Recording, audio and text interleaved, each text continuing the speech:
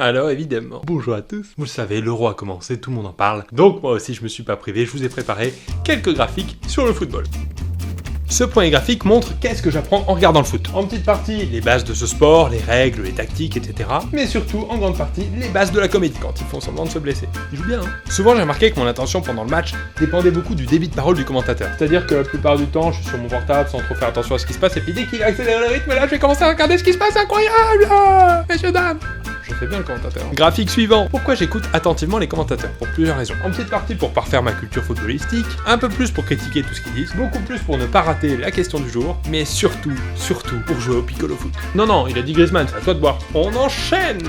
Pourquoi je regarde un match comme Russie-Slovaquie pendant l'Euro? En petite partie pour l'amour du foot, en moyenne partie pour avoir une excuse pour ne pas bosser parce que ce genre de match c'est souvent l'après-midi, mais surtout pour mater les supportrices russes. Faut avouer qu'elles sont pas mal quand même. Souvent, ce qui m'inquiète quand je regarde un match de l'équipe de France va se ressentir dans ce que je dis. En petite partie, je suis inquiet pour le problème de collectif des joueurs, quand je dis par exemple faites tourner la balle, mais surtout je suis inquiet pour le problème de digestion de l'arbitre. Je sais pas pourquoi, ça m'inquiète. Quand est-ce que ma connexion coupe quand je regarde un match en streaming? C'est toujours pareil. Rarement quand la balle est au milieu de terrain, un peu plus souvent quand il y a une action. Pendant les pubs, c'est très fluide, et s'il y a une séance de tir au but, là, c'est l'enfer. J'essaie même pas de regarder. Et cette dernière slide, c'est pour les débutants, j'avoue. Je vous ai fait un petit tableau pour savoir comment reconnaître les personnes dans un stade. Si tout le monde lui court après et qu'il a un maillot avec écrit 9 dessus, c'est un attaquant. C'est très simple. Si tout le monde lui court après mais qu'il a pas de maillot, c'est un striker. Vous savez, le monsieur qui court tout nu avec son zizi. Si il coupe en tout le match sur le bord du terrain et qu'il est payé des millions pour faire ce qu'il fait, c'est un remplaçant. Souvent, c'est des stars aussi. Si il fait la même chose mais qu'il est pas payé pour faire ce qu'il fait, dans ce cas, c'est juste un ramasseur de balles. Et enfin, si il est dos au terrain et qu'il n'aura vu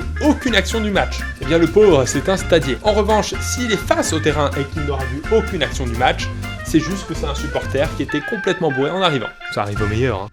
Voilà, merci à tous d'avoir regardé cette vidéo, j'espère que ça vous a plu. J'ai testé une nouvelle caméra, j'espère que ce sera cool. D'ailleurs, si le thème du matériel technique vous intéresse, dites-le moi dans les commentaires et demain je vous préparerai une petite vidéo sur tout ce que j'utilise comme matos. En attendant, je vous souhaite un bon Euro, on est tous avec l'équipe de France et bien sûr, merci.